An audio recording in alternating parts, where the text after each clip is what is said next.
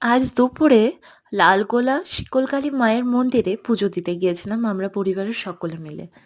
তো ওখানে দুপুরের খাওয়া-দাওয়া শেষ করে বাড়ি ফিরেছি ৫টার দিকে। তাই রাত্রে আজকে ভাবলাম যে চলো আজকে কিছু সিম্পল কিছু খাওয়া যাক। এদিকে বাইরে পড়ছে সুন্দর বৃষ্টি। তো এই বৃষ্টি মাখা ওয়েদারে মন চাইলো একটু ভাতে বানাই। তো ভাতে বানিয়েছিলাম আজকে। ভাতে বানিয়েছিলাম আর সঙ্গে দিয়েছিলাম আলু সিদ্ধ, কচু সিদ্ধ, একটু কুমড়ো সিদ্ধ, ডাল সিদ্ধ। ডাল সিদ্ধর মধ্যে কিছু কাঁঠালের বিচুন অ্যাড করেছিলাম। আমার মা, আমরা সবাই কাঁঠালের বিচুন সিদ্ধ খেতে খুব ভালোবাসি। তো আর তাই আমি থালাটাকে সুন্দর করে পরিবেশন করে নিচ্ছি। সুন্দর করে সাজিয়ে খেতে দিলে মনটাও কেমন জানি ভালো হয়ে যায়, তাই না?